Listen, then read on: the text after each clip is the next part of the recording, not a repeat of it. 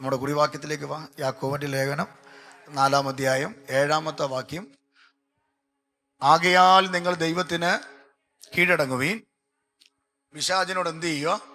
എതിർത്ത് നിൽപ്പീൻ, എന്നാൽ അവൻ നിന്നെ വിട്ട് എന്ത് ചെയ്യും? ഓടിപ്പോകും. അടുത്ത വാക്യം, ദൈവത്തോട് അടുത്തു ചെല്ലുവീൻ, എന്നാൽ അവൻ നിങ്ങളോട് അടുത്തു വരും. സ്തോത്രം പറഞ്ഞാട്ടെ. ഇന്ന് രാവിലെ ദൈവാത്മാവ് ആ ഭാഗത്ത് നിന്നുകൊണ്ട് ഒരു ദൂത് പറഞ്ഞ് നിങ്ങളെ പറഞ്ഞയക്കാൻ ആഗ്രഹിക്കുക. അത്രയ്ക്ക് സന്തോഷമുണ്ട്. ഹല്ലേലൂയ. ദൈവത്തോട് അടുത്തു ചെല്ലുവീൻ, എന്നാൽ അവൻ നിങ്ങളെ അടുത്ത് വരും. അത്ര സുഖമുള്ളൊരു വാക്യമല്ലേ? നമ്മളെപ്പോഴും ആഗ്രഹിക്കുന്നൊരു വിഷയമാണ്. ഞാനും നിങ്ങളും ഇന്ന് 24-ാം ദിവസവും പ്രാർത്ഥിക്കുന്ന വിഷയം, കർത്താവേ നീ എൻ്റെ അടുക്കൽ എന്ത് ചെയ്യണം? ഒന്ന് വരണം. നമ്മുടെ അടുക്കലേക്ക് ദൈവം വരാൻ ആഗ്രഹിക്കുന്നവരാ നമ്മൾ. കൈവിടല്ലേ, കൂടെ ഇരിക്കണേ എന്നൊക്കെ പറഞ്ഞ് ആഗ്രഹിക്കുന്നവരാ നമ്മൾ. എന്നാൽ വേദപുസ്തകം പറയുകയാണ്, ദൈവം അടുത്തു വരും. അടുത്തു വരാനായിട്ട് തന്നെ ആഗ്രഹിക്കുന്ന ഒരാളാണ്. അടുത്തു വരാനാണ് പുത്രനെ നമുക്ക് തന്നത്. ഒരിക്കൽ ദൈവം അടുത്തു വന്നതാ. എപ്പോഴാ? ഏദനിൽ. വേദപുസ്തകം പറയുന്നു, വെയിലാറുന്ന സമയത്ത് ഈ ദൈവം എന്ത് ചെയ്യുമായിരുന്നു? ആദമിൻ്റെയും ഔവയുടെയും അടുക്കൽ വരുമായിരുന്നു. കാലൊച്ച കേൾക്കുമ്പോൾ ഇവർ രണ്ടുപേരും ഓടി എന്ത് ചെയ്യും? ഒരു കുഞ്ഞ് ഓടി വരുന്നത് പോലെ ഈ അങ്കിളും ആൻറ്റിയും കൂടെ എന്ത് ചെയ്യുമായിരുന്നു? ഓടി ചെല്ലുമായിരുന്നു. ദൈവത്തോട് അടുത്തിരിക്കും, ദൈവത്തിൻ്റെ മടിയിൽ കിടക്കും തല വെച്ച്, ദൈവത്തിൻ്റെ തോളോട് ചാഞ്ഞിരിക്കും, ആ മാറോട് ഒട്ടിയിരിക്കും. ദൈവം അവരുടെ തലയിൽ ഇങ്ങനെ തലോടും. ദൈവം അവരുടെ താടിക്ക് പിടിച്ച് 2 കുലുക്കൊക്കെ കുലുക്കും. ദൈവം അവരുടെ ചെള്ളയ്ക്ക് പിടിച്ച് 2 അമക്കൊക്കെ അമക്കും. അങ്ങനെ ജീവിച്ച സുന്ദരമായ ഒരു കാലം ഈ ഭൂമിയിൽ ഉണ്ടായിരുന്നു. തേജസ് ഉടുക്കുന്നൊരു കാലം, വസ്ത്രമുടുക്കുന്ന കാലമല്ല, തേജസ് ഉടുക്കുന്ന കാലം. എന്തിനാണ് തേജസ് ഉടുപ്പിച്ചത്? ദൈവം തേജോമനാണ്. ആ തേജസ്സിനോട് തേജസ് ഒട്ടിയിരിക്കാൻ ദൈവം മനുഷ്യനും അത് എന്ത് ചെയ്തു? കൊടുത്തു. അകത്തിരുന്ന ആത്മാവിനെ ഊതിക്കൊടുത്തു. മോശ പറഞ്ഞു, എന്നെ പൊടിയിൽ നിന്നും ദൈവത്തിൻ്റെ സാദൃശ്യത്തിൽ നിന്നും സൃഷ്ടിച്ചു. അത് മോശയുടെ പ്രമാണമാണ്. മോശ പറഞ്ഞത് അങ്ങനെയാണ്. പക്ഷെ വെളിപ്പാട് പ്രാപിച്ച പൗലോസ് എഫേസ്യ ലേഖനം 1-ാം അധ്യായത്തിൽ വായിക്കുമ്പോൾ പറയുന്നത് ഇങ്ങനെയാ, ഞാൻ നിലത്തെ പൊടിയല്ല, ഞാൻ സൃഷ്ടിയല്ല, പകരം ഞാൻ അവൻ്റെ ജീവനാ. ഞാൻ ആരാ? സന്തോഷമുണ്ടോ? ഞാൻ അവൻ്റെ ആരാ? ജീവനാ. തെളിയിക്കാം. പ്രതിമ ഉണ്ടാക്കി എന്നാണ്. പ്രതിമ ഉണ്ടായപ്പോൾ കണ്ണ് തുറന്നില്ലല്ലോ, സംസാരിച്ചില്ലല്ലോ, എഴുന്നേറ്റ് വന്നില്ലല്ലോ, നടന്നില്ലല്ലോ. പക്ഷെ ഇതൊക്കെ സംഭവിച്ചത് തൻ്റെ അകത്തിരുന്നതിനെ ഊതിക്കേറ്റിയപ്പോഴാ. ആമേൻ. അപ്പം പൗലോസ് പറഞ്ഞത് കണക്ട് ചെയ്തേ, ലോകസ്ഥാപനത്തിന് മുമ്പേ. ആ വാക്യം കണ്ടോ? കണ്ടെങ്കിൽ ഒന്ന് വായിച്ചോ. എനിക്കൊന്ന് 3-ാം വാക്യം തോന്നുന്നല്ലേ? 4-ാം വാക്യം. നാം അവന്റെ സന്നിധിയിൽ വിശുദ്ധരും നിഷ്കളങ്കരും ആകേണ്ടതിന്. എപ്പോഴാ? ഏദൻ തോട്ടം ഉണ്ടാക്കിയതിന് ശേഷം 6-ാം ദിവസം എന്നാണോ ഭക്തൻ പറയുന്നത്? അല്ല, ലോകമുണ്ടാകുന്നതിനു മുമ്പേ നമ്മെ, ആ പദം നിങ്ങൾ കളയരുത്, നമ്മെ അവനിൽ തിരഞ്ഞെടുത്തു. അപ്പൊ ലോകസ്ഥാപനത്തിനു മുമ്പ് ഇവിടെ ആനയില്ല, പട്ടിയില്ല, പൂച്ചയില്ല, തെങ്ങില്ല, കവുങ്ങില്ല, പ്ലാവില്ല. ലോകസ്ഥാപനത്തിനു മുമ്പേ ചന്ദ്രനില്ല, സൂര്യനില്ല, നക്ഷത്രങ്ങൾ, ഗാലക്സികളില്ല. ലോകസ്ഥാപനത്തിന് മുമ്പേ തിമിംഗലം മുതൽ മത്തി വരെയില്ല. പക്ഷെ ലോകസ്ഥാപനത്തിന് മുമ്പേ ഉണ്ടായിരുന്ന ഒരു ഗ്രൂപ്പാ ഇതിനകത്തിരിക്കുന്നത്. സന്തോഷം വേണമെന്നേ. ചിലർ പറയാറില്ലേ, ഞാനിവിടെ വന്നു കയറിയ ആ വലിഞ്ഞു കയറിയ വന്ന ആളൊന്നും സാത്താനോട് പറയണം, ഞാൻ വലിഞ്ഞു കയറി വന്ന ആളൊന്നും നീ എന്നെ കൂടുതൽ എന്ത് ചെയ്യണ്ട, പേടിപ്പിക്കേണ്ട, വിട്ടുപൊക്കോ, വിട്ടെന്ത് ചെയ്യ, പൊക്കോ, എതിർത്ത് നിൽക്കുകയല്ലേ. അങ്ങനെ പറഞ്ഞോണം. നിങ്ങളങ്ങനെ പറയത്തില്ലായിരിക്കും അല്ലേ? സാത്താനോടായോണ്ടായിരിക്കും. ഭർത്താവിനോട് പറയും, വിട്ടുപൊക്കോ. ഞാൻ അങ്ങനൊന്നും വലിഞ്ഞു കയറി വന്ന ആള് അല്ല. എൻ്റെ അപ്പൻ്റെ വീടാ ഇത്. ഇടയ്ക്ക് നീ വന്ന് പറയും ഇതല്ലേ എൻ്റെതാ, ഞാൻ നിനക്ക് തരാമെന്ന്. എടാ വിട്ടുപോടാ, വിട്ടു. മറ്റേ പുള്ളി കേട്ടോണ്ടിരിക്കുക ഞാൻ ഈ പറയുന്നതല്ല. എനിക്ക് നല്ല ഉറപ്പുണ്ട് ഈ വാക്കിന്റെ മുമ്പിൽ അവൻ ചുരുങ്ങുകയാണ്.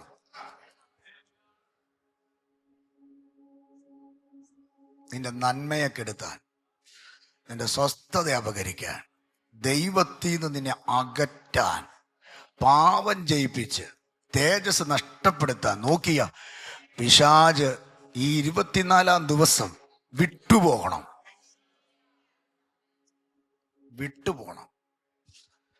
നമ്മൾ പറഞ്ഞാൽ സംഭവിക്കും. നമ്മൾ പറയത്തില്ല, പേടിയാ. നമ്മൾ പറയണം, വിട്ടെന്ത് ചെയ്യണം, പോകണം. കാരണം വേദപുസ്തകത്തിൽ പറയുക, നമ്മൾ ഇന്നലെ ഇന്നോ നട്ടപ്പ കുരുത്ത് വന്നതല്ല.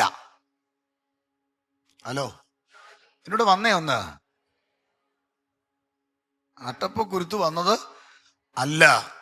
പിന്നെ ഞാൻ ഈ ലോകം ഉണ്ടാകുന്നതിന് മുമ്പ് ഞാൻ ഉണ്ടായിരുന്നു. സന്തോഷമുണ്ടോ? ലോകം ഉണ്ടാകുന്നതിന് മുമ്പ് ഞാൻ ഉണ്ടായിരുന്നു. അപ്പൊ ഒരു ചോദ്യം, എവിടെ? ഞാൻ എൻ്റെ ദൈവത്തിലുണ്ടായിരുന്നു. അതാ ഊതിക്കേറ്റിയത്. സന്തോഷമുണ്ടോ? അതാണ് ഊതി എന്ത് ചെയ്ത് ജീവനുള്ള ദേഹിയായി വന്നത്. അപ്പൊ എവിടെ ഇരിക്കുകയായിരുന്നു നമ്മള്? എനിക്ക് 2 കുഞ്ഞുങ്ങളെ ദൈവം തന്നിട്ടില്ലേ? നിങ്ങൾക്ക് മക്കളെ തന്നില്ലേ? 1, 2, 3 തന്നിട്ടില്ലേ? നിങ്ങൾ കല്യാണം കഴിഞ്ഞ ശേഷമല്ലേ നിങ്ങൾക്ക് കിട്ടിയേ? അതിനു മുമ്പ് എവിടെയായിരുന്നു ഈ പിള്ളേര്?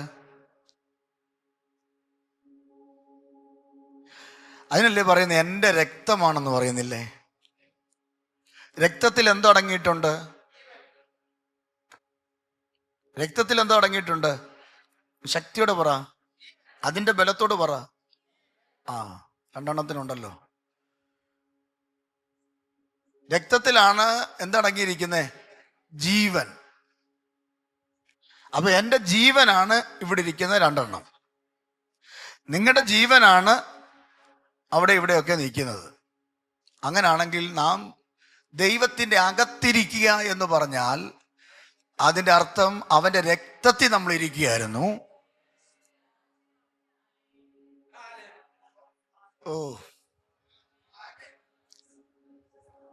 വെള്ളം കുടിക്കട്ടെ.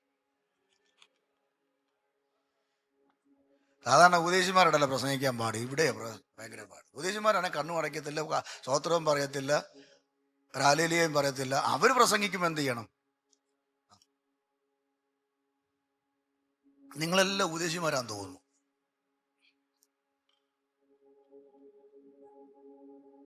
അപ്പൊ നമ്മൾ ആരാ പ്രിയരെ? നമ്മൾ ആരാ? ജീവനാ. അതിന് മടി എന്താ പറയാൻ? ദൈവത്തിന്റെ ജീവനാ. എൻ്റെ ജീവനാണ് എൻ്റെ കുഞ്ഞുങ്ങൾ. അങ്ങനാണെങ്കിൽ എനിക്കുള്ളതെല്ലാം നിങ്ങൾക്കുള്ളതല്ല, എൻ്റെ കുഞ്ഞുങ്ങൾക്കുള്ളതാ. 24-ാം ദിവസം ഞാൻ ഇങ്ങനെ ഇരുന്ന് പറയുന്നതിന് അർത്ഥം എന്താണെന്ന് ചോദിച്ചാൽ, നിങ്ങളുടെ അകത്ത് ഇത് കയറണം. നിങ്ങൾ ആരാണെന്ന് നിങ്ങൾക്ക് ബോധ്യം വരണം. ഈ ബോധ്യം വന്നാൽ നാളെ ഒരു പ്രതിസന്ധി വന്നാൽ ഭാരത മാതാവേ എന്നെ രക്ഷിക്കണം നമ്മൾ പറയത്തില്ല. ആ, കാരണം എൻ്റെ അകത്ത് കിടക്കുന്നത് ആരുടെ ജീവനാ?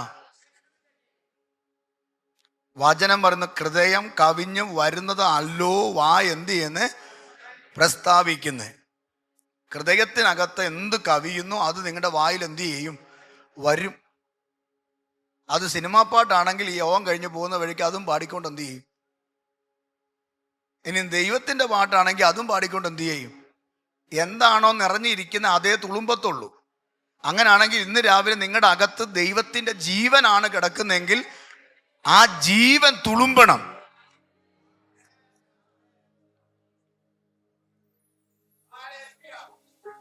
ജീവൻ എന്ത് ചെയ്യണം? തുളുമ്പണം, ഒഴുകണം. അത് ഒഴുകിയപ്പോഴാ പ്രവാചകൻ പറഞ്ഞത് മുട്ടോളമല്ല, കുറച്ചുകൂടെ അളന്നു നോക്കിയപ്പോൾ മുട്ടോളമല്ല, അരയോളമല്ല, നീന്തിയിട്ടല്ലാതെ ഇപ്പൊ കിടന്ന് കയ്യും കാലും എന്ത് ചെയ്യുവാ? കണ്ടോ? നിറവ് കണ്ടോ? അപ്പൊ ചലനമായി. ആ മൂടിളകി, കാല് പൊന്തി, അനക്കം വന്നു. ഇതിനകത്ത് ഈ 24-ാം ദിവസവും കാലനങ്ങാതെ, നാക്കനക്കാതെ, കൈ അനക്കാതെ നീ ഇരിക്കുന്നെങ്കിൽ അർത്ഥം നീ ഈ ജീവൻ നിന്റെ അകത്ത് വർക്കൗട്ട് ചെയ്യുന്നില്ലെന്നാ. ഈ ജീവൻ എന്ത് ചെയ്യുന്നില്ല? വർക്കൗട്ട് ചെയ്യുന്നില്ല. ഇതിങ്ങനെ കിടക്കുക. നമുക്ക് ഇപ്പൊ ഞാനൊരു ഉദാഹരണം പറഞ്ഞ, ഷുഗർ ഉള്ളവർ ഈ പാങ്ക്രിയാസ് വർക്ക് ചെയ്യാത്തതുകൊണ്ടാണ് എന്ത് ചെയ്യാത്ത? ഇൻസുലിൻ വർദ്ധിപ്പിക്കാത്ത. എന്ന പോലെ ഈ പാങ്ക്രിയാസ് വേണ്ട വിധത്തിൽ വർക്ക് ചെയ്തായിരുന്നെങ്കിൽ ഇൻസുലിൻ ഓട്ടോമാറ്റിക്കലി എന്ത് ചെയ്യും? പിന്നെ പുറത്തുനിന്ന് എന്ത് ചെയ്യണ്ട? വൗച്ച കൂത്തണ്ട. അപ്പൊ അവിടെ ഒരു പ്രശ്നം വരുമ്പോഴാണ് നമ്മുടെ ഇൻസുലിൻ്റെ അളവ് കുറയുന്നത്. ഞാൻ ഡോക്ടറൊന്നുമല്ല, എന്നോട് പഠിപ്പിച്ച കാര്യം പറയുക. അപ്പൊ നമ്മൾ പുറത്തുനിന്ന് എന്ത് ചെയ്യണം? ഇൻസുലിൻ ഉണ്ടാകാനുള്ള സാധനം കൊണ്ടുവരണം. അങ്ങനെയാണെങ്കിൽ ജീവൻ നമ്മുടെ അകത്തുണ്ടെങ്കിൽ അത് വർക്കൗട്ട് ആകണം. പക്ഷെ ഈ വർക്കൗട്ട് ആകാതെ കിടക്കുമ്പോഴാ നമുക്കിതിനോടൊക്കെ ഒരു അസ്വസ്ഥത ഉണ്ടാകുന്നേ. എന്താ ഉണ്ടാവുന്നേ? പിണങ്ങിയവരെല്ലാവരും സ്വോത്രം പറഞ്ഞേ. കുറച്ചുപേരുണ്ടെന്ന് എനിക്കറിയാം.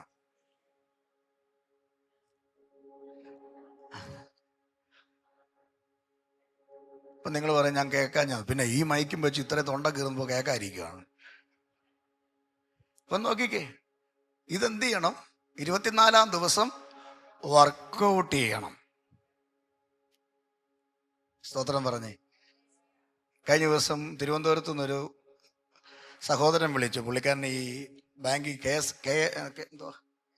KSFE ബാങ്കിൽ ജോലിയുള്ളൊരു സഹോദരനാണ്. പുള്ളിയോട് പറഞ്ഞു, ഞാനൊരു കത്തോലിക്കനാ പാസ്റ്ററെ, ഞാൻ ചേർത്ത് പ്രാർത്ഥിക്കാൻ വേണ്ടി വിളിച്ചായിരിക്കുമെന്ന്. കാരണം പ്രാർത്ഥിക്കാനല്ലേ ആൾക്കാരെ വിളിക്കുന്നത്, ആവശ്യമുള്ളപ്പോഴേ വിളിക്കത്തുള്ളൂ. അപ്പോൾ എന്നോട് പറഞ്ഞു, പാസ്റ്ററെ ഞാൻ പറഞ്ഞ എന്തെങ്കിലും പ്രാർത്ഥനാ വിഷയം ഉണ്ടെങ്കിൽ വാട്സപ്പിൽ ഇട്ടേരെ, കാരണം ഞാൻ ഇച്ചിരി തിരക്കില്ല, വാട്സപ്പ് ഇട്ടേരെ, ഞാൻ പ്രാർത്ഥിച്ചോളാം എന്ന് പറഞ്ഞു. കാരണം എടുക്കാൻ പറ്റത്തില്ലെങ്കിൽ പിന്നെ കേട്ടോണ്ടിരിക്കുന്ന സമയമില്ലേ. അപ്പോൾ പറഞ്ഞു, പാസ്റ്റർ പ്രാർത്ഥന വിഷയമൊന്നുമില്ല പാസ്റ്റർ, ഒരു കാര്യം പറയാൻ വേണ്ടിയാണ്. ഞാനൊരു കത്തോലിക്കനാണ്, പക്ഷേ നിങ്ങളുടെ ആ ഒരു പ്രാർത്ഥനാ രീതി എനിക്ക് ഒത്തിരി ഇഷ്ടപ്പെട്ടെന്ന് പറഞ്ഞു. വലിയ ബഹളമൊന്നുമില്ല, പക്ഷെ പറയേണ്ടതൊക്കെ സൈലൻ്റായിട്ടിരുന്ന് എന്ത് ചെയ്യുന്നുണ്ട്? പറയുന്നുണ്ട്. സ്തോത്രം. ഇത് കേട്ടപ്പോൾ എനിക്കൊരു സന്തോഷം തോന്നി. അപ്പോൾ ഇന്ന് പകൽ കാര്യം മനസ്സിലാക്കണം. ഇത്രയും പേര് നിങ്ങൾ ഇരുന്നിട്ട് എന്നോട് ഏതെങ്കിലും ദിവസം പറഞ്ഞോ അത്?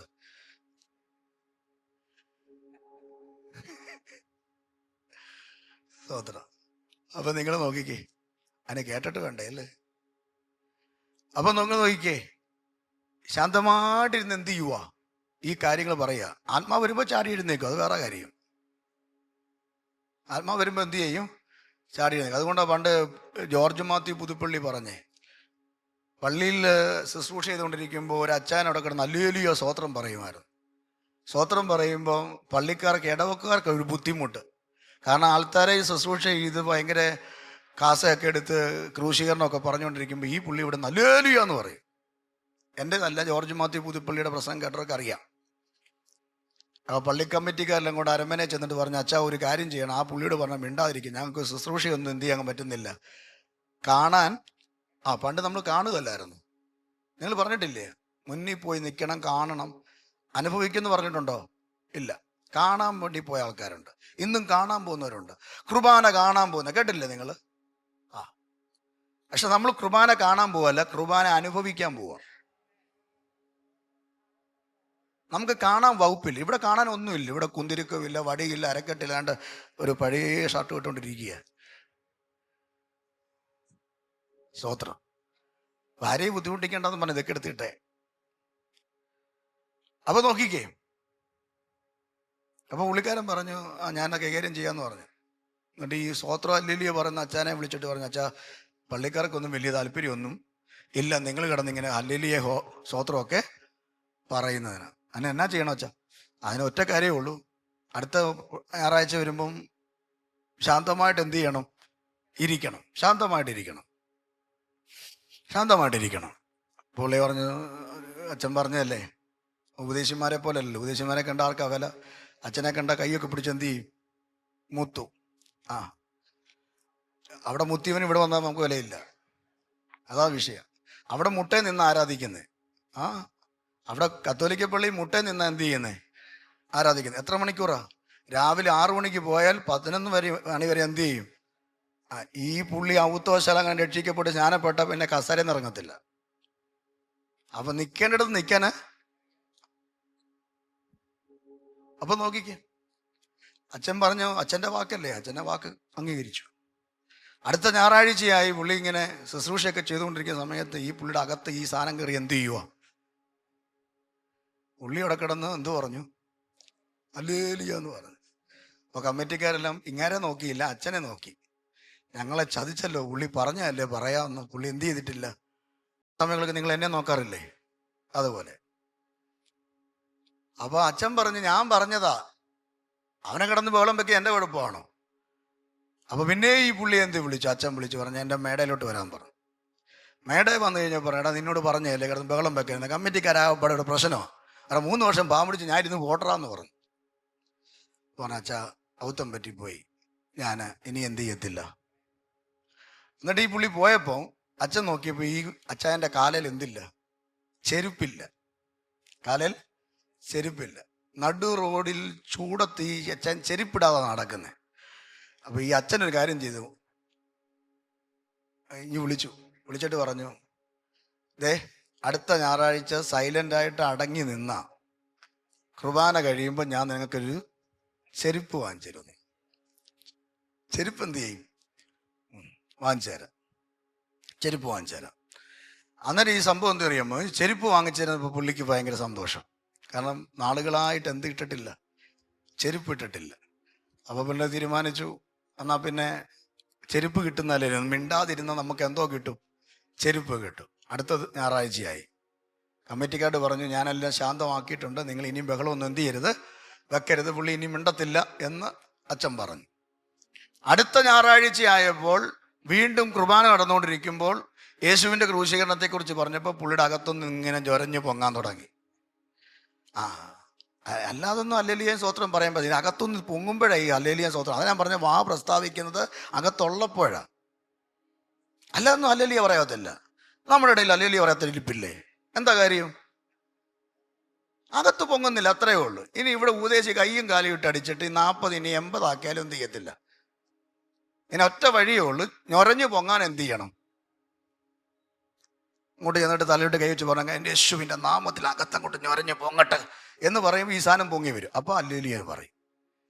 ഇല്ലെങ്കിൽ ഈ സാധനം എന്ത് ചെയ്യത്തില്ല, പൊങ്ങത്തില്ല. ഇപ്പൊ പിന്നെ നമുക്ക് ഇരുന്ന് പോണ്ടേ, അതുകൊണ്ട് പറയും അവിടെ ഇരിക്കട്ടെ എന്ന് പറയും. സ്തോത്രം പറഞ്ഞേ. ഞൊരഞ്ഞു പൊങ്ങുന്നില്ലേ? അപ്പൊ ഈ പുള്ളിയുടെ അകത്ത് ഇതിങ്ങനെ പൊങ്ങിയപ്പോൾ ഈ പുള്ളിക്കാരൻ ഇത് പിടിച്ചു നിർത്താനായിട്ട് പറ്റുന്നില്ല. കാരണം പുള്ളി യേശുവിൻ്റെ ക്രൂശീകരണത്തെക്കുറിച്ച് കേൾക്കുമ്പോൾ പുള്ളി ഹല്ലേലൂയ പറയും. അപ്പം ഇതിങ്ങനെ പൊങ്ങി വന്നപ്പോൾ മറ്റൊരു സൈഡിൽ കൂടെ ഈ ലൂണാറിൻ്റെ ചെരുപ്പ് എന്ത് ചെയ്തു? പൊങ്ങി വന്നു. ലൂണാറിൻ്റെ ചെരുപ്പ് പൊങ്ങി വന്ന് ഇപ്പോൾ ലൂണാറും ഹല്ലേലൂയയും കൂടെ ഒറ്റ തട്ടി നീക്കുക. ഈ മനുഷ്യൻ എന്തെന്നറിയാമോ? കൈ പൊക്കിയിട്ട് പള്ളി എന്ന് പറഞ്ഞു, ചെരുപ്പ് കിട്ടിയാലും ഇല്ലേലോ ഹല്ലേലൂയ എന്ന് പറഞ്ഞു. അപ്പൊ ഇത് അകത്ത് ഈ ജീവൻ കിടപ്പുണ്ടെങ്കിൽ ഓഫർ ഒന്നും ഒരു വിഷയമല്ല. ജീവൻ അകത്ത് കിടപ്പുണ്ടെങ്കിൽ ഓഫർ ഒന്നും എന്തല്ല, വിഷയമല്ല. ജീവൻ അകത്ത് കിടപ്പുണ്ടെങ്കിൽ അത് പ്രതികരിക്കും, പ്രതിബിംബിക്കും.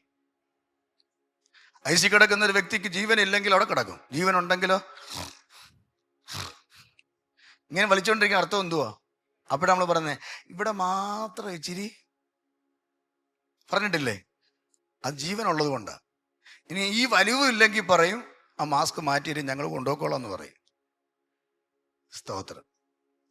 അപ്പൊ എന്തോ വേണം ഈ 24-ാം ദിവസം? എന്തോ വേണം? ജീവനകത്തുണ്ടെങ്കിൽ ഒരു ഹല്ലേലൂയ പറഞ്ഞാട്ടെ. ഇത്രയേ ഉള്ളൂ. സ്തോത്രം, സ്തോത്രം. അപ്പൊ ദൈവം നമ്മളെ സ്നേഹിച്ചതിന് നമ്മൾ മൗനത കാണിക്കരുത്. നമ്മുടെ ദൈവത്തിന്റെ സ്നേഹം എങ്ങനെയുള്ള സ്നേഹമാണ്?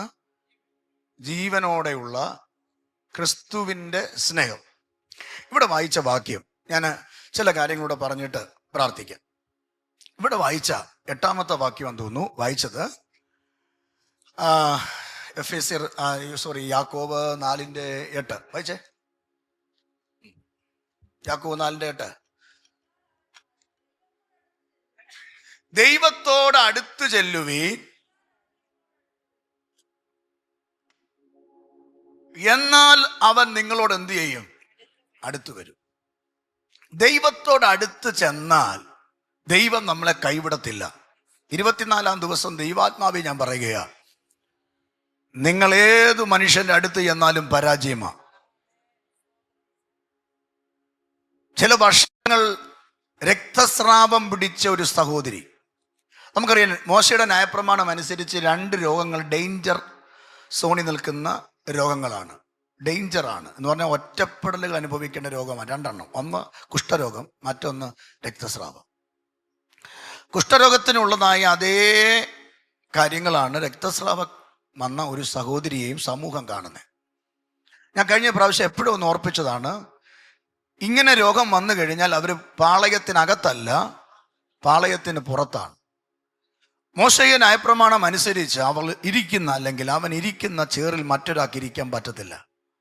അവർ യാത്ര ചെയ്യുന്ന ആ യാത്രയിൽ മറ്റൊരാൾക്ക് പോകാൻ പറ്റില്ല, പള്ളിയിൽ പോകാൻ പറ്റത്തില്ല, സ്വന്തം വീട്ടിൽ നിന്ന് അവഗണിക്കപ്പെടും, പുറത്തു പോകും. ഇങ്ങനെ വർഷങ്ങളായി ഏറിയൊന്ന് വൈദ്യന്മാരിൽ സഹായിച്ചിട്ട് അവിടെ എഴുതിയിരിക്കുന്നത് ഇങ്ങനെ എടുത്ത് വായിക്കണം. എന്നെ ശ്രദ്ധിച്ചാൽ മതി. എനിക്ക് ഈ വാക്യത്തിനകത്ത് ഒരു ദൂത് നിങ്ങൾക്ക് തരാൻ വേണ്ടി ഞാൻ അങ്ങോട്ട് പോകുന്നു. ഏറിയൊന്ന് വൈദ്യന്മാരിൽ ആശ്രയിച്ചിട്ട് അവിടെ എഴുതിയിരിക്കുന്ന ഇങ്ങനെ അവക്കുള്ളതെല്ലാം വിറ്റുപറക്കി വൈദ്യന്മാർക്ക് എന്ത് ചെയ്തു? കൊടുത്തു. എന്ന് പറഞ്ഞാൽ നമ്മുടെ ഭാഷയെ പറഞ്ഞാൽ 50 സെന്റ് സ്ഥലവും ഒരു കൊച്ചു വീടും ഉണ്ടായിരുന്നു. അതെന്ത് ചെയ്തു? ബ്രോക്കറിനോട് പറഞ്ഞു കിട്ടുന്ന വിലയ്ക്ക് എന്ത് ചെയ്യുക? കൊടുക്കുക. കാരണം എൻ്റെ രോഗം എന്ത് ചെയ്യണം? അങ്ങനെ ചികിത്സിച്ച ആൾക്കാരില്ലേ? ഉണ്ട്, ചികിത്സിച്ച ആൾക്കാരുണ്ട്. ആമേൻ. ഉള്ളതെല്ലാം വിറ്റുപറക്കി കൊടുക്കുന്ന അനുഭവം, ഉള്ളതെല്ലാം വിറ്റുപറക്കി. എനിക്ക് ഒരു വാഗണർ ഉണ്ടായിരുന്നു, ഒരു വാഗണർ, പുതിയ വാഗണറാണ്. അത് കൊണ്ടുപോയപ്പോൾ മോള് സർജറി കഴിഞ്ഞ് 5 മാസം വെന്റിലേറ്ററിലും ICUലും കിടന്നിട്ട് വീട്ടിൽ കൊണ്ടുപോയി. എല്ലാം ഓക്കെ ആയെന്നും പറഞ്ഞ് വീട്ടിൽ കൊണ്ടുപോയി. കുറച്ച് ദിവസം കഴിഞ്ഞപ്പോഴാണ് എൻ്റെ മടിയിൽ അവൾ ഇരിക്കുന്നു, ഞാൻ അവളെ ഇങ്ങനെ കെട്ടിപ്പിടിച്ചിരിക്കുന്നു. അവളൊന്ന് ചുമച്ചപ്പോൾ ഇവിടെ ഒരു കുഴി ഉണ്ടല്ലോ അച്ഛാ, ഈ കുഴിക്കകത്ത് ഒരു ബോൾ പോലെ സാധനം പൊങ്ങി വന്നു. അപ്പം ഞാൻ എൻ്റെ വിരൽ കൊണ്ട് ഒറ്റ കുത്തു കൊടുത്തു, ഈ സാധനം അകത്ത് പോയി. അപ്പോൾ ഞങ്ങൾക്ക് പേടിയായി. അപ്പം ഞങ്ങൾ രാത്രിയില്ല ഡോക്ടറെ വിളിച്ചിട്ട് പറഞ്ഞു ഇങ്ങനെ ഒരു സംഭവം ഉണ്ടായി. ആ പുള്ളിക്കാരി പറഞ്ഞ പേടിക്കണ്ട, അത് അകത്തെ സ്റ്റിച്ച് എന്ത് ചെയ്താ അഴിഞ്ഞതാ, അതിങ്ങനെ ബഡ്ജ് ചെയ്തതാ, പേടിക്കണ്ടെന്ന് പറഞ്ഞു. ഞങ്ങൾക്കൊരു പേടി. അവർ പറഞ്ഞ കാര്യം ഞങ്ങൾ പറഞ്ഞു ഞങ്ങളിപ്പോൾ കൊണ്ടുവരട്ടെ, വേണ്ട രാവിലെ കൊണ്ടുവന്നാൽ മതി എന്ന് പറഞ്ഞു. അങ്ങനെ ഞാൻ പോയില്ല, വൈഫും ലിജിയും അവിടെ പപ്പായും കൂടെ മോളെയും കൊണ്ട് ഹോസ്പിറ്റലിൽ പോയി. ഞാൻ പുറകെ പോയി. അവിടെ ചെന്ന് ഡോക്ടർ പറഞ്ഞ് ഒരു എക്കോ എടുക്കണം. എക്കോ എടുത്തപ്പോൾ ഇതേ വലുപ്പത്തിൽ എന്ത് ചെയ്യും? ഇൻഫെക്ഷൻ കട്ടയായിട്ടിരിക്കുക. എല്ലാം മാറിയെന്നും പറഞ്ഞാൽ വീട്ടിൽ പറഞ്ഞു വിട്ടെ. പക്ഷേ ഇങ്ങനെ കട്ടയായിട്ടിരുന്നിട്ട് ഇത് ബഡ്ജ് ചെയ്ത് കട്ട പോലെ ഇരിക്കുക. അപ്പം ഏത് സമയം എന്ത് സംഭവിക്കാം. അപ്പം ഡോക്ടർ പറഞ്ഞു ഇതിൻ്റെ കാര്യം നമുക്ക് ചെയ്യാൻ പറ്റുന്ന ഒത്ര കാര്യമേ ഉള്ളൂ. ഒരു മെഡിസിൻ ഇഞ്ചക്ഷൻ ഉണ്ട്, ഒരു കുപ്പി, ഇത്രയുള്ളൊരു കുപ്പിക്ക് എന്ന് പറഞ്ഞാൽ 18,000 രൂപ വിലയാണ്. അതിൻ്റെ ഒരു 10-15 എണ്ണം നമ്മൾ കുത്തണം. കുത്തിക്കഴിഞ്ഞാൽ ഈ ഇൻഫെക്ഷൻ എന്ത് ചെയ്യും? അങ്ങ് മാറും. അതിനെന്താ ചെയ്യണ്ടേ? ഞാൻ പറഞ്ഞു ചെയ്യാൻ പറഞ്ഞു. ഉമ്മ ചാടിക്കറി പറഞ്ഞു ചെയ്യാൻ പറഞ്ഞു. അന്നേരം പുള്ളി പറയുമോ കാശ് വേണോ? അങ്ങനെ ഇത് സ്ഥലത്തില്ല, ഇത് വേറെ സ്റ്റേറ്റിൽ നിന്ന് കൊണ്ടുവരണം, ഇപ്പോൾ ഉള്ളത് എടുക്കാം എന്ന് പറഞ്ഞ് കൊച്ചിനെ അഡ്മിറ്റ് ചെയ്തു. അപ്പോൾ കാശില്ല. അപ്പോൾ ഈ ഓടിച്ചോണ്ട് ഞങ്ങൾ പോയ വണ്ടി ഒരു പരിചയമില്ലാത്ത എറണാകുളത്തുള്ള ഒരു സെക്കൻഡ് ഹാൻഡ് വിൽക്കുന്ന അമ്മ ഷോപ്പിൽ ചെന്നിട്ട് പറഞ്ഞു, ഈ വണ്ടി എന്ത് ചെയ്യുക, നിങ്ങൾ എടുക്കുക, അതിൻ്റെ കാശ് എനിക്ക് തരിക. ഭയങ്കര നഷ്ടം. പക്ഷെ നഷ്ടം വന്നത് ഞാൻ നോക്കിയില്ല. കൊച്ചിനെ രക്ഷപ്പെടുത്താൻ വേണ്ടി എന്ത് ചെയ്തു, അത് വിറ്റു. അപ്പൊ വിറ്റ് വൈദ്യന്മാർക്ക് കൊടുക്കുന്ന രീതി. ഇവക്ക് ഏറിയ കാലം വൈദ്യന്മാർക്ക് കൊടുക്കാനായിട്ട് കാശ് നഷ്ടപ്പെട്ടപ്പോൾ, പ്രിയരെ, ഏറ്റവും കൂടുതൽ നമ്മുടെ പണം നഷ്ടപ്പെട്ടു പോകുന്നത് ഹോസ്പിറ്റൽ കേസാണ്. നമുക്ക് മറ്റേതെങ്കിലും വിഷയം വന്ന് നമുക്ക് കൈകാര്യം ചെയ്യാം. ഹോസ്പിറ്റൽ കേസ് മാത്രമല്ല, ഹോസ്പിറ്റലിൽ നിൽക്കുക എന്ന് പറഞ്ഞാൽ ഒരു ഭ്രാന്ത് പിടിച്ച പണിയാണ്. വേറെ എവിടെയെങ്കിലും ജയിലിൽ കൊണ്ടിട്ടോ ഇത്രയും കുഴപ്പമൊന്നും കാണത്തില്ല. പക്ഷേ അതുപോണക്ക് സ്ട്രെസ്സുള്ള ഭയങ്കര പാടുള്ള ഒരു സ്ഥലമാണ് ഹോസ്പിറ്റൽ എന്ന് പറയുന്നത്. നിന്നിട്ടുള്ളത് കൊണ്ടാണ് പറയുന്നത്. അപ്പോൾ അങ്ങനെ സംഭവിച്ചെന്താ അറിയുക, ഏറിയ കാലം, ഞാൻ വണ്ടി വിറ്റതുപോലെ ഏറിയ കാലം ഈ വ്യക്തി തനിക്കുള്ളത് എല്ലാമെന്നാണ് അവിടെ എഴുതിയിരിക്കുന്നത്. ചിലത് മാറ്റി വെച്ചിട്ടല്ല, എല്ലാം വിറ്റു. എല്ലാം വിറ്റിട്ടും അവൾക്ക് എന്ത് കിട്ടിയില്ല, സൗഖ്യം കിട്ടിയില്ല. അവൾ പറ്റുന്ന പണിയെല്ലാം നോക്കി. രക്തസ്രാവത്തിൽ നിന്നൊരു വിടുതൽ കിട്ടണം, ബ്ലഡ് പോകരുത്. സമൂഹത്തിൽ എനിക്ക് ഒന്ന് തലയെടുത്ത് എന്ത് ചെയ്യണം, നിൽക്കണം. എൻ്റെ വീട്ടുകാരുടെ ഇടയിൽ എനിക്കൊന്ന് നിൽക്കണം, എൻ്റെ പള്ളിയിൽ എനിക്കൊന്ന് നിൽക്കണം. പക്ഷെ അവൾ ഏറിയൊന്ന് വൈദ്യന്മാരിൽ എന്ത് ചെയ്തു, ആശ്രയിച്ചു. ഒരു സൗഖ്യം എന്ത് ചെയ്തില്ല, കിട്ടിയില്ല. അവസാനം യേശുവിനെ പറ്റി അവൾ കേട്ടു. യേശുവിനെ പറ്റി അവൾ കേട്ടപ്പോൾ എന്താ സംഭവിച്ചത്, യേശു സൗഖ്യദായകനാണെന്ന് അവിടെ ഉള്ളിൽ എന്തോ വന്നു, ഒരു ധാരണ വന്നു. കേട്ടാ പോരാ, ഉള്ളിൽ എന്തോ വരണം. നമ്മളിതാ കേട്ടത് കൊണ്ടാണ് അനങ്ങാത്തെ. ധാരണ വന്നാൽ അടങ്ങിയിരിക്കത്തില്ല. കേൾക്കുന്നതും മനസ്സിലൊരു ധാരണ ഉണ്ടാകുന്നതും രണ്ടും രണ്ടാ. ലിജി എന്നോട് പറയുകയാണ്, അച്ഛാ എനിക്ക് ചുരിദാറില്ല, എനിക്കൊരു ചുരിദാർ എന്ത് ചെയ്യണം, വാങ്ങിച്ച് തരണമെന്ന് പറയുമ്പോൾ ഞാനത് കേട്ടു. പക്ഷെ ഞാനത് ഗ്രാഹ്യമാക്കിയില്ല. അതിനർത്ഥം ധാരണയില്ല.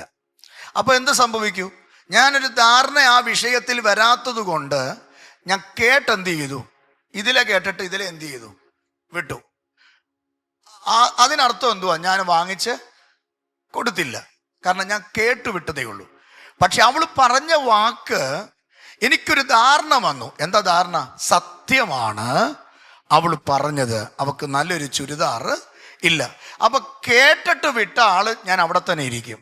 പക്ഷെ ധാരണ വന്ന ഒരാളാണ് ഞാനെങ്കിൽ അവിടെ ഭർത്താവായിരിക്കിടത്തോളം കാലം എനിക്ക് ആ ചേറി ഇനി ഇരിക്കാൻ പറ്റത്തില്ല. ഏത് വില കൊടുത്തും ഒരു ചുരിദാർ ഞാൻ എന്ത് ചെയ്യും. അപ്പം കേട്ടതും ധാരണയും രണ്ടും രണ്ടാ.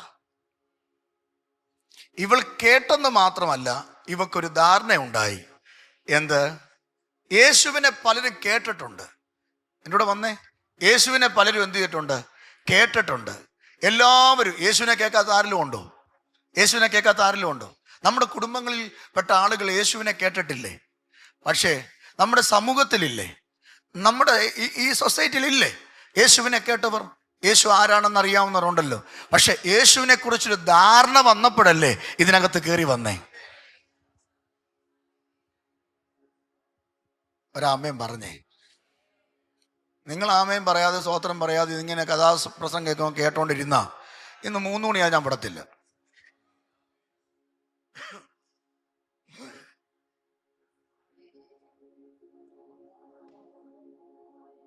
അപ്പൊ നേരത്തെ പോകാൻ എന്തോ പറഞ്ഞോണ്ടിരിക്കണം. അപ്പൊ ക്ലോക്കിലൊക്കെ നോക്കുന്നു എന്തായെന്ന്. ഒന്നും ആയിട്ടില്ല, ഇങ്ങോട്ട് വാ, ഒന്നും ആയിട്ടില്ല. അപ്പൊ കേൾവി ഒന്ന്, ധാരണ ഒന്ന്. ഇന്ന് രാവിലെ കേട്ടാ പോരാ, 24-ാം ദിവസം യേശുവിനെ കുറിച്ച് നിനക്ക് എന്തോ ഉണ്ടാകണം, ധാരണ. അവിടെ ഉള്ളിൽ ധാരണയായി. എന്താ ധാരണ? പള്ളിപ്രമാണിയായി യായിറോസിന്റെ ഹൃദയത്തിനകത്ത് ധാരണ വന്നു. എൻ്റെ പ്രമാണം ഒന്നും എൻ്റെ കൊച്ചിനെ എഴുന്നേൽപ്പിക്കാൻ പറ്റില്ല. ഞാൻ മോശയെ ന്യായപ്രമാണം അരച്ച് കുടിച്ച് പള്ളി വരുന്നവർക്ക് ഓതി നെറ്റിയിൽ എഴുതി കൊടുക്കുന്ന, വെച്ച് കെട്ടിക്കൊടുക്കുന്ന ഒരു പ്രമാണിയാണ്. ന്യായപ്രമാണത്തെക്കുറിച്ച് എന്തെങ്കിലും അറിവ് വന്നാൽ ആളുകൾ വന്ന് എന്നോട് ചോദിക്കാറുണ്ട്. ഞാൻ എൻ്റെ കഴിയുന്ന രീതി ഞാൻ പറയാറുണ്ട്. പക്ഷെ ഞാൻ പഠിച്ചതിനൊക്കെ വ്യത്യസ്തമാണ് യേശു എന്ന് അവന് ധാരണയായപ്പോഴാ അവൻ ഓടി വന്ന് പറഞ്ഞത്, എൻ്റെ വീട്ടിൽ നീ ഒന്ന് എന്ത് ചെയ്യണം. ഇന്ന് രാവിലെ ആത്മാവി പറയാം, അകത്തൊരു ധാരണയുണ്ടെങ്കിൽ നാം ഇന്ന് പകൽ ഉറപ്പിച്ചു പറയും, എൻ്റെ യേശുവിൻ്റെ വസ്ത്രത്തിൻ്റെ തൊങ്ങലിലെങ്കിലും തൊട്ടാൽ മതി. എന്നെ തൊടണ്ട. കാരണം എന്നെ തൊട്ടാൽ യേശു എന്താകാം? അശുദ്ധമാകാം. അതുകൊണ്ട് എന്നെ തൊടണ്ട. മറ്റൊന്ന്, ഞാനാണെന്ന് ആരും എന്ത് ചെയ്യണ്ട, അറിയണ്ട. കാരണം ഞാനാണെന്ന് ഇന്ന ആളാണെന്ന് അറിഞ്ഞാൽ എനിക്ക് സൗഖ്യത്തിന് പകരം പിന്നെ കിട്ടുന്ന അവിടെ കിടക്കുന്ന ചീള് കല്ലല്ല എൻ്റെ ദേഹത്ത് എന്ത് ചെയ്യും. അതുകൊണ്ട് അവള് പറഞ്ഞു, എന്നെ ആരും എന്ത് ചെയ്യണ്ട, അറിയണ്ട. യേശു എന്നെ തൊടണ്ട, യേശുവിനെ എനിക്ക് സംസാരിക്കണ്ട, എനിക്ക് കെട്ടിപ്പിടിക്കണ്ട, കയ്യെ കയറി പിടിക്കണ്ട.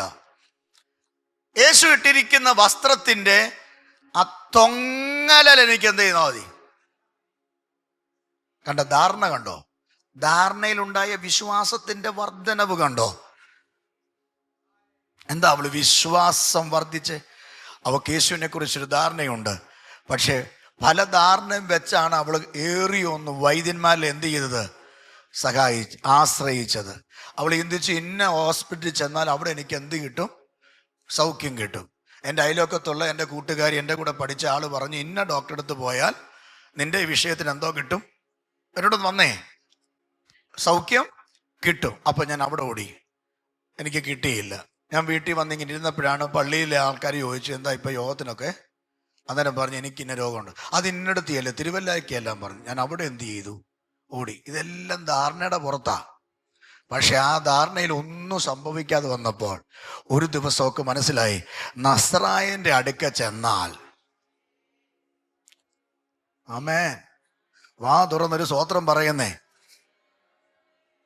നസ്രായന്റെ അടുക്കൽ ചെന്നാൽ എന്റെ വിഷയത്തിന് എന്തോ കിട്ടുമെന്ന് അവക്ക് ധാരണയായി, സൗഖ്യം കിട്ടുമെന്ന് ധാരണയായി.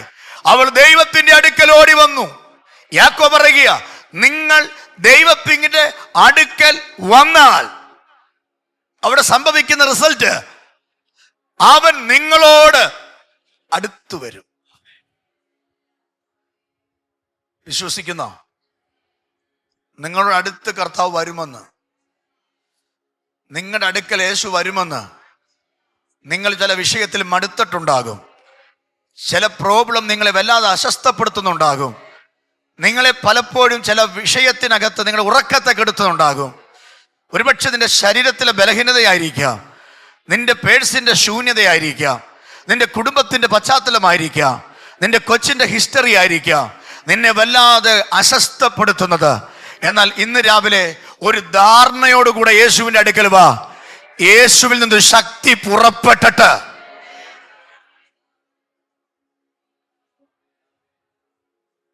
യേശുവിൽ നിന്ന് എന്തോ പുറപ്പെടും. ഉറപ്പുണ്ടോ? ഇന്ന് രാവിലെ നിങ്ങൾ വിശ്വസിക്കുക, യേശുവിൽ നിന്ന് ശക്തി എന്ത് ചെയ്യും? പുറപ്പെടും. ഞാൻ പറഞ്ഞില്ലേ, എൻ്റെ വയറിന്റെ ഈ ഭാഗത്ത് ഇങ്ങനെ ആമൻ ഒരു വലിയ നാരങ്ങയുടെ വലുപ്പത്തിൽ പൊങ്ങി വന്നപ്പോൾ ഞാൻ പലപ്പോഴും ലിജു കണ്ടിട്ട് തൊട്ട് നോക്കിക്കേ, ഞാനിങ്ങനെ പിടിച്ചുകൊണ്ട് എത്ര നാൾ പ്രാർത്ഥിച്ചുണ്ടെന്നറിയാമോ? പക്ഷെ കഴിഞ്ഞ വെള്ളിയാഴ്ച ദൈവം അതിനെടുത്ത് മാറ്റിയെന്ന്. അതിനുശേഷം എനിക്ക് ആ പെയിൻ ഇല്ല, അതിനുശേഷം എനിക്ക് ആ അസ്വസ്ഥതയില്ല. ഞാൻ തപ്പി നോക്കിയിട്ട് ആ സാധനം ഇവിടെ കാണാനില്ല. ഡോക്ടർ പറഞ്ഞ് 2 ലക്ഷം രൂപ വേണമെന്നാ പറഞ്ഞേ. പക്ഷെ സൗഖ്യമാക്കിയ ഒരു ദൈവത്തെ എനിക്ക് നല്ല ധാരണയുണ്ട്. ചുമ്മാതല്ല ഇവിടെ ഇരിക്കുന്നേ, ധാരണയുണ്ട്.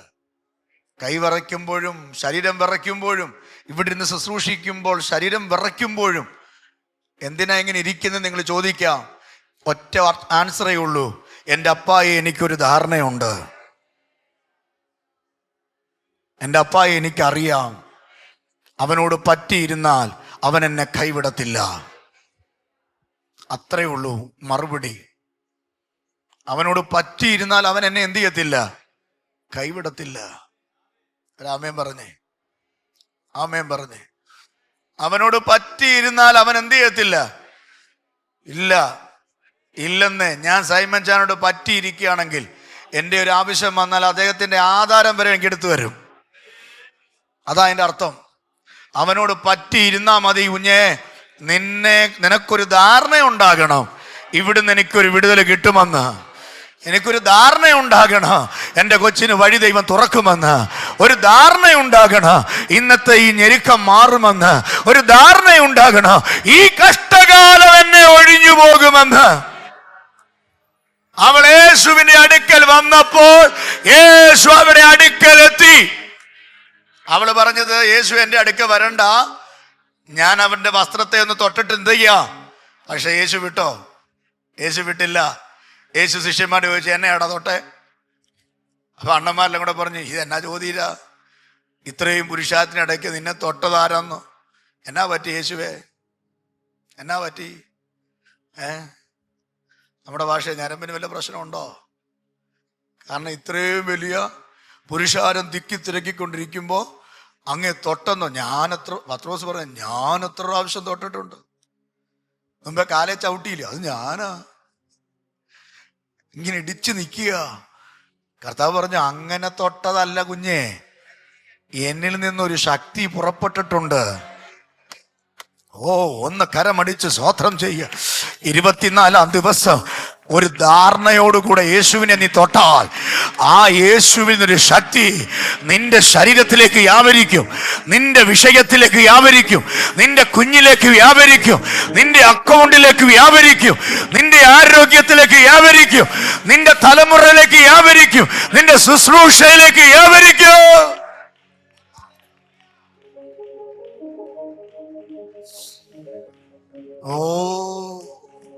ഇന്ന് രാവിലെ യേശു അപ്പൊ ഇവിടെ വന്നിട്ടുണ്ട്. അവനിൽ നിന്നുള്ള ശക്തി എവിടൊക്കെയോ സ്പ്രെഡ് ചെയ്യുന്നുണ്ട്.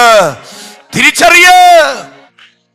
ചുമ്മാതെ തുടരരുത്, ചുമ്മാതെ യേശുവിന്റെ അടുക്ക വരരുത്.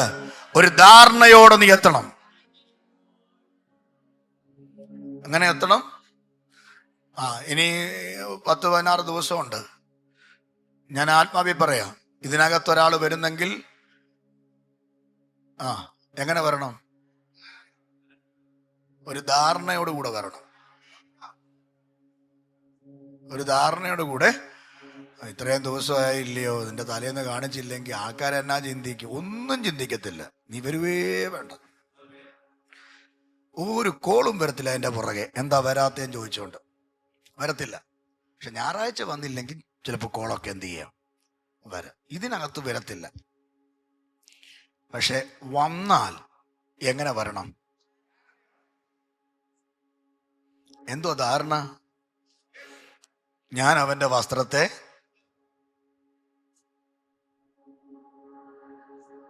വൈദ്യന്മാർക്ക് ഉപേക്ഷിക്കപ്പെട്ടത് എൻ്റെ യേശുവിൽ നിന്ന് എനിക്ക് എന്ത് ചെയ്യും? കിട്ടും. അപ്പൊ അവൾ യേശുവിൻ്റെ അടുക്കൽ വന്നു. യേശുവിൻ്റെ അടുക്കൽ അവൾ വന്നപ്പോൾ ആ വാക്യത്തിൽ കിടക്കുക, എന്നാൽ ഞാൻ യേശുവിന് അടുത്ത സ്റ്റെപ്പ് എങ്ങനെയും ഇവിടെ അടുക്കൽ യേശുവിന് എന്ത് ചെയ്യണം? ദൊര ഇങ്ങനെ യേശുവിന് വന്നു. ഇവളല്ല വിഷയം യേശുവിന്. അവളെ കാണാനുള്ള ആഗ്രഹം കൊണ്ടൊന്നുമല്ല. എന്നിൽ നിന്നൊരു ശക്തി എന്ത് ചെയ്തു? അതെവിടെ പോയെന്ന് എനിക്കറിയണം.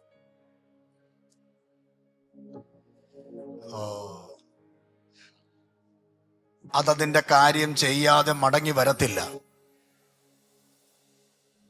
അതതിന്റെ കാര്യം ചെയ്യാതെ, സ്തോത്രം പറയാമോ, ദൈവത്തിൽ നിന്ന്, മോനെ ആൽവിനെ, ദൈവത്തിൽ നിന്ന് ശക്തി പുറപ്പെട്ടിട്ടുണ്ടെങ്കിൽ 24-ാമത്തെ ദിവസം ഞാൻ ഇന്ന് പകൽ ധാരണയോടുകൂടെ പറയാം. ആ പദമൊക്കെ കർത്താവ് ഇവിടെ ഇരുന്നപ്പോ തന്നതാ. ഞാൻ രാവിലെ ഇങ്ങോട്ട് വരാൻ നേരത്തുന്ന ഇന്ന് പകൽ ധാരണ നോ, അങ്ങനെ സംഭവം എൻ്റെ മനസ്സിലില്ല, ദൈവസന്നിധിയിലാ പറയുന്നേ. എന്നാൽ ഇവിടെ ഇരുന്നപ്പോൾ ആത്മാവ് പറഞ്ഞു തുടങ്ങിയപ്പോ പറഞ്ഞതാ. ഇന്ന് രാവിലെ പരിശുദ്ധാത്മാവ് ഞാൻ പറയട്ടെ, ദൈവം തന്റെ ശക്തി അയച്ചിട്ടുണ്ടെങ്കിൽ അതതിന്റെ പ്രവൃത്തി ചെയ്യാതെ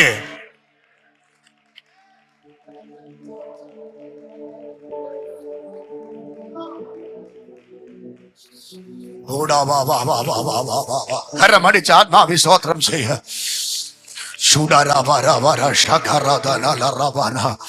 ഒന്നുകൂടെ ഞാൻ പറയാ, ദൈവത്തിൽ നിന്ന് ശക്തി പുറപ്പെട്ടിട്ടുണ്ടെങ്കിൽ, എന്റെ യേശുവിന് ശക്തി പുറപ്പെട്ടിട്ടുണ്ടെങ്കിൽ, അതതിന്റെ പ്രവൃത്തി ചെയ്യാതെ എത്ര ദൂരെയാണെങ്കിലും, 7-ാം കടൽ കടന്നാണെങ്കിലും, 1-ാം കടൽ കടന്നാണെങ്കിലും, 3-ാം കടൽ കടന്നാണെങ്കിലും, അതതിന്റെ പ്രവൃത്തി ചെയ്യാതെ മടങ്ങി വരത്തില്ല. ഈ ശക്തി എങ്ങോട്ടൊക്കെയോ പോയിട്ടുണ്ട് കേട്ടോ. 24-ാം ദിവസം ഈ ശക്തി എങ്ങോട്ടൊക്കെയോ എന്തിട്ടുണ്ട് പോയിട്ടുണ്ട്. അത് എറണാകുളത്തോട്ട് പോയിട്ടുണ്ട്, ബാംഗ്ലൂരിൽ പോയിട്ടുണ്ട്, മദ്രാസിൽ പോയിട്ടുണ്ട്, UK പോയിട്ടുണ്ട്. ആമേൻ പറഞ്ഞു. അമേരിക്കയിൽ പോയിട്ടുണ്ട്, സിംഗപ്പൂരിൽ പോയിട്ടുണ്ട്, ന്യൂസിലാൻഡിൽ പോയിട്ടുണ്ട്, ഓസ്ട്രേലിയയിൽ പോയിട്ടുണ്ട്. ആമേൻ പറ. ഹല്ലേലൂയ. ഇവിടുന്ന് ഒരു ശക്തി പുറപ്പെട്ടിട്ടുണ്ടെന്ന്. അപ്പൊ നിങ്ങൾ ചോദിക്കുക, എന്തിനാ ഇങ്ങനെയൊക്കെ പോയെന്ന്? അവിടെ എല്ലാം നിന്റെ മക്കൾ ഇരിക്കുന്നേ, അവിടെ എല്ലാം ചലിക്കുന്നുണ്ട്. ഇന്ന് പകൽ ആത്മാവി ചലിക്കുന്നുണ്ട്. ഈ ശക്തി പുറപ്പെട്ടിട്ടുണ്ട്. ധാരണയുള്ളവർക്കായി അടിച്ചാ മതി, ധാരണയുള്ളവർ ആരാധിച്ചാ മതി. എന്തുവാ ധാരണ? അതതിന്റെ പ്രവൃത്തി ചെയ്യാതെ. നിന്റെ കൊച്ചു പഠിക്കുന്ന ഹോസ്പിറ്റലില്, നിന്റെ കൊച്ചു ജോലി ചെയ്യുന്ന ബാങ്കില്, നിന്റെ കൊച്ചു കിടക്കുന്ന സ്ഥലത്ത് അതതിന്റെ പ്രവൃത്തി വെളിപ്പെടാൻ പോകുകയാ.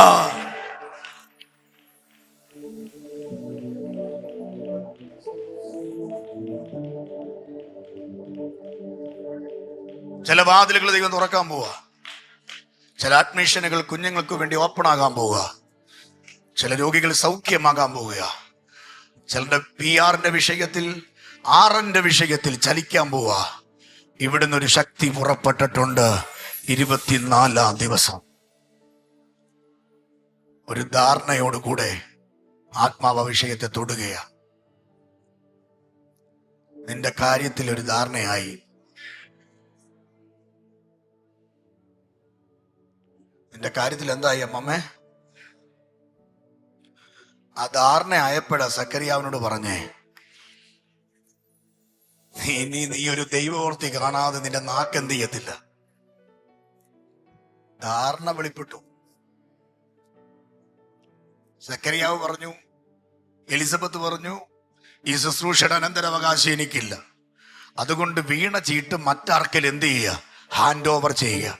സ്വർഗം പറഞ്ഞു, ആ വിഷയത്തിൽ ഒരു ധാരണയായിട്ടുണ്ട്. 24-ാം ദിവസം ദൈവാത്മാവ് ചില കുടുംബങ്ങളെ നോക്കി, ചില ഫാമിലിയെ നോക്കി ആത്മാവ് പറയുക, ഇന്ന് നീ ഭയക്കുന്ന വിഷയത്തിൽ സ്വർഗത്തിൽ ധാരണയായിട്ടുണ്ട്. സ്വർഗത്തിൽ ധാരണയായിട്ടുണ്ട്. ആരും അപ്പനും ആ മകനും തമ്മിൽ ധാരണയായിട്ടുണ്ട്. അടുത്ത സ്റ്റെപ്പ് എന്താ സംഭവിക്കുന്നത്? ഗബ്രിയേലിനെ നിനക്ക് വേണ്ടി അയക്കാൻ പോകുക, മീഖായേലിനെ നിനക്ക് വേണ്ടി അയക്കാൻ പോകുക. നിന്റെ വിഷയത്തിൽ ധാരണയായിട്ടുണ്ട്.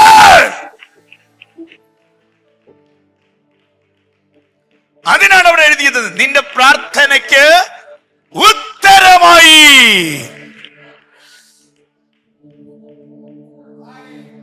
പ്രാർത്ഥനയ്ക്ക് എന്തായി? സന്തോഷമുണ്ടോ?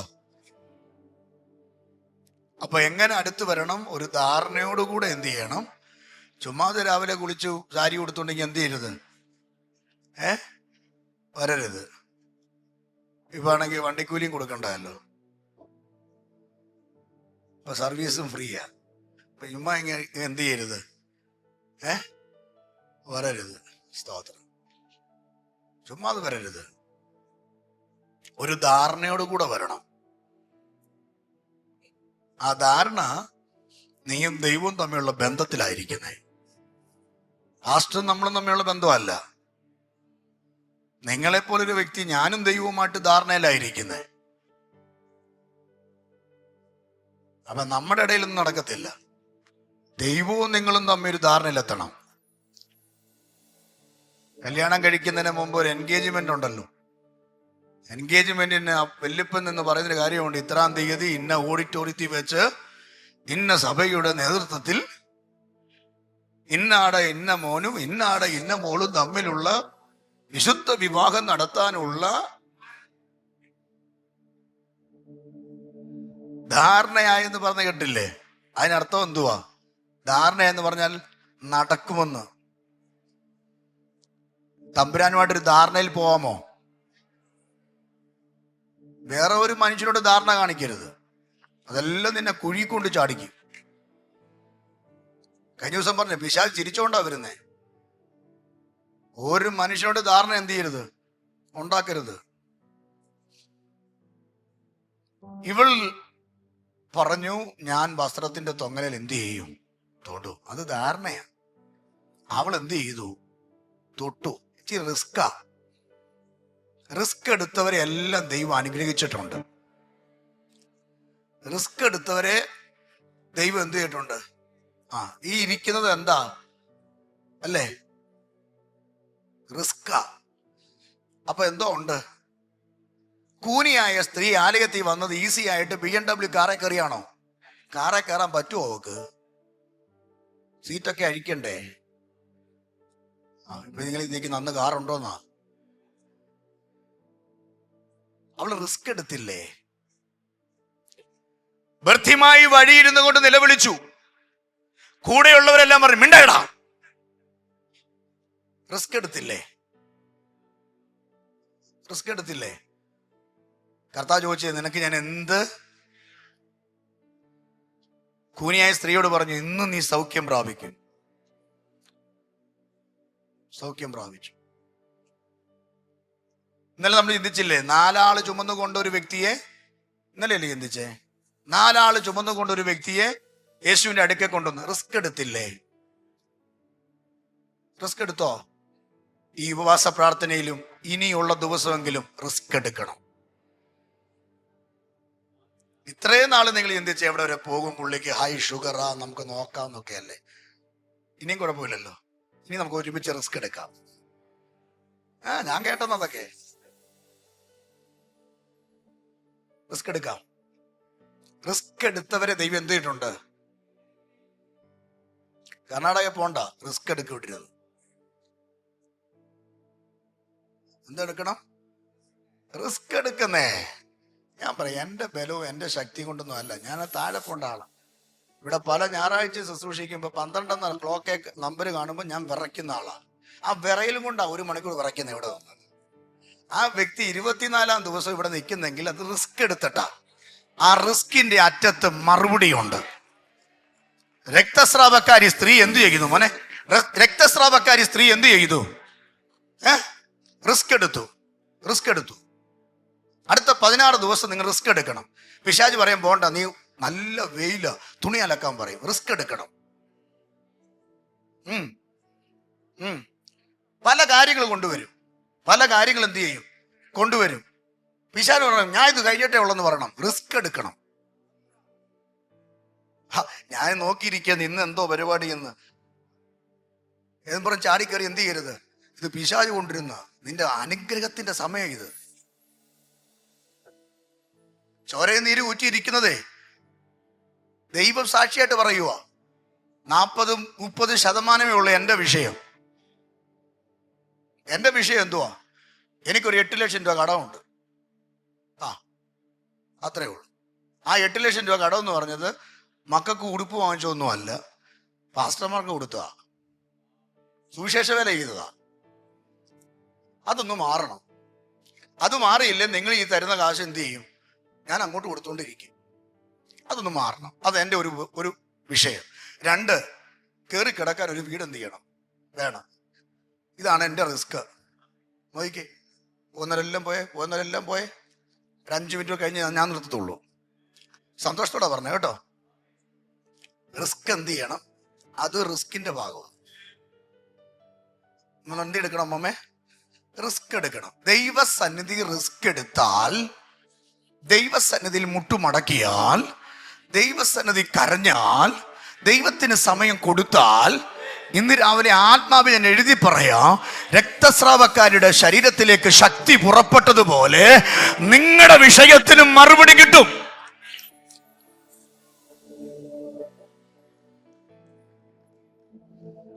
സ്തോത്രം പറയാമോ? സ്തോത്രം പറയാമോ? നിങ്ങളുടെ വിഷയത്തിന് എന്തോ കിട്ടും? കിട്ടത്തില്ല അച്ഛാ. നമ്മൾ എന്ത് ചെയ്യണം? അവള് റിസ്ക് എടുത്തു. അവൾ റിസ്ക് എടുത്ത് എന്താ? എന്നെ ആരും എന്ത് ചെയ്യരുത് കാണാൻ. ഞാൻ അവന്റെ വസ്ത്രത്തിന്റെ തൊങ്ങലിൽ തൊടും. എന്നാ റിസ്ക്കാന്നറിയാതെ. ആ പശ്ചാത്തലം പഠിക്കണം. അത് പ്രസംഗിക്കാൻ പോയാൽ നിങ്ങൾ കുറച്ചുകൂടെ പോവും. റിസ്ക് എടുക്കണം. ഈ പദം ദൈവാത്മാവ് തന്നതാ. എന്നോട് പിണങ്ങല്ലേ, ദൈവാത്മാവ് തന്ന പദമാ. ഇതൊന്നും പ്രസംഗിക്കാല്ല ഞാനിവിടെ നിന്നത്. പക്ഷെ ആത്മാവ് പറയുക, വില കൊടുക്കുന്നവനെ ദൈവം അനുഗ്രഹിക്കാൻ പോവാ. വിശ്വസിക്കാമോ? വിശ്വസിക്കാമോ? വിശ്വസിക്കാമോ ആന്റി? വിശ്വസിക്കാമോ ആന്റി? വിശ്വസിക്കാമോ നിങ്ങള്? കർത്താവിന് വില കൊടുക്ക്. കർത്താവിന് വേണ്ടി വില കൊടുക്ക്. കർത്താവിന് വേണ്ടി വില കൊടുക്ക്. ഇന്ന് രാവിലെ കർത്താവിന് വേണ്ടി വില കൊടുക്ക്. നിങ്ങളുടെ മക്കൾക്ക് വേണ്ടി നിങ്ങൾ വില കൊടുക്കാറില്ലേ? നിങ്ങളുടെ കുടുംബത്തിന് വേണ്ടി വില കൊടുക്കാറില്ലേ? നിങ്ങൾ നിങ്ങളുടേതായ സാമ്പത്തിക വിഷയത്തിൽ വില കൊടുക്കാറില്ലേ? നിങ്ങളുടെ ജീവിതത്തിൽ വഴി ഉണ്ടാകാൻ വേണ്ടി വില കൊടുക്കാറില്ലേ? എന്നാൽ ഇന്ന് പകൽ കർത്താവിന് വേണ്ടി വില കൊടുക്ക്. ഇന്ന് രാവിലെ റിസ്ക് എടുക്കുന്നവനെ അനുഗ്രഹിക്കുന്ന ദൈവമുണ്ട്. പഠിച്ചാലേ 10ാം ക്ലാസ് പാസ്സാകൂ, പഠിച്ചാലേ +2 പാസ്സാകൂ, പഠിച്ചാലേ നേഴ്സ് ജോലി ചെയ്യാൻ പറ്റത്തുള്ളൂ. റിസ്ക് എടുക്കണം. എന്നാ ചെയ്യണം? എന്നാ ചെയ്യണം? റിസ്ക് എടുക്കണം. അവൾ റിസ്ക് എടുത്തു. അവൾ പ്രാർത്ഥിച്ചു. അവൾ വിശ്വാസത്തോടെ വസ്ത്രത്തിന്റെ തൊങ്ങലെ തൊട്ടു. യേശു അവിടെ അടുക്ക വന്നു. വാക്യം, നിങ്ങൾ എന്നിലേക്ക് വന്നാൽ, അങ്ങോട്ട് ഓടി വന്ന് അനുഗ്രഹിക്കുന്നു പ്രതീക്ഷിക്കണ്ട കേട്ടോ. അങ്ങോട്ട് ഓടി വന്ന് എന്ത് ചെയ്യണ്ട. ഉപവാസം കഴിയുമ്പോൾ എനിക്കൂടെ കുറച്ച് അങ്ങ് ദൈവം തരും, ഇല്ല, പ്രതീക്ഷിക്കണ്ട. നീ റിസ്ക് എടുത്ത് വന്നിട്ടുണ്ടെങ്കിൽ ദൈവം നിന്നെ അനുഗ്രഹിച്ചിരിക്കും. അനുഗ്രഹിച്ചിരിക്കും. കണ്ണടയ്ക്കാം, പ്രാർത്ഥിക്കാം. Oh Jesus.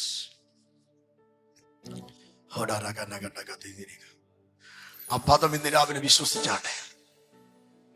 കർത്താവിനോട് പറ, കർത്താവേ, അങ്ങയുടെ സന്നിധിയിൽ ഞാൻ ഇരിക്കുകയാ. എൻ്റെ കുടുംബം അനുഗ്രഹിക്കപ്പെടണം, എൻ്റെ ഭർത്താവ് അനുഗ്രഹിക്കപ്പെടണം, എൻ്റെ ഭാര്യ അനുഗ്രഹിക്കപ്പെടണം, എൻ്റെ സഭ അനുഗ്രഹിക്കപ്പെടണം. അതുകൊണ്ട് ഞാൻ ഇന്ന് രാവിലെ കർത്താവിൻ്റെ മുമ്പിൽ മുട്ടുകുത്തുകയാ. അങ്ങിൽ നിന്ന് പുറപ്പെട്ട ശക്തി എന്നിലേക്കൊന്ന് വരട്ടെ. അങ്ങിൽ നിന്ന് പുറപ്പെട്ട ശക്തി എൻ്റെ കുടുംബത്തിലേക്ക് വരട്ടെ. അങ്ങിൽ നിന്ന് പുറപ്പെട്ട ശക്തി എൻ്റെ മക്കളിലേക്ക് വരട്ടെ. അങ്ങിൽ നിന്ന് പുറപ്പെട്ട ശക്തി എൻ്റെ വീടിനകത്ത് വരട്ടെ. ഇന്ന് രാവിലെ 24ാം ദിവസം ആത്മാവി പ്രാർത്ഥിക്ക്. അങ്ങിൽ നിന്ന് പുറപ്പെട്ട ദൈവത്തിന്റെ ശക്തി നിങ്ങളുടെ ജീവിതത്തിൽ വെളിപ്പെടാൻ വേണ്ടി ഒരുമിച്ചൊന്ന് പ്രാർത്ഥിച്ച് കണ്ണടയ്ക്കാം, പ്രാർത്ഥിക്കാം. പരിശുദ്ധ കർത്താവേ, സ്വർഗീയ പിതാവേ, വചനത്തിന്റെ മുമ്പിൽ ഞങ്ങൾ ഏൽപ്പിക്കുന്നു. അങ്ങയുടെ അടുത്ത് വന്നാൽ അങ്ങ് അടുത്ത് വരും എന്ന് പറഞ്ഞല്ലോ. അങ്ങയോട് ഞങ്ങൾ അടുത്ത് വന്നില്ലെങ്കിൽ ഏറിയോന്ന് വൈദ്യന്മാരിൽ ആശ്രയിക്കേണ്ടി വരും. പക്ഷെ അങ്ങയുടെ അടുക്കൽ വരേണ്ടതുപോലെ വരാൻ, അങ്ങ് ഞങ്ങളിലേക്ക് വരാൻ ഈ വചനം ഞങ്ങളെ ഉറപ്പിച്ചതിനായി സ്തോത്രം. ഈ വചനം ഞങ്ങളെ ശക്തീകരിച്ചതിനായി സ്തോത്രം. അവിടുന്ന് ശക്തി ഞങ്ങളിലേക്ക് വരട്ടെ കർത്താവേ. ജയം ഞങ്ങൾക്ക് തരട്ടെ. ഈ മക്കളെ ഞാൻ ആ വചനം വെച്ച് അനുഗ്രഹിച്ച് പറഞ്ഞയക്കുന്നു.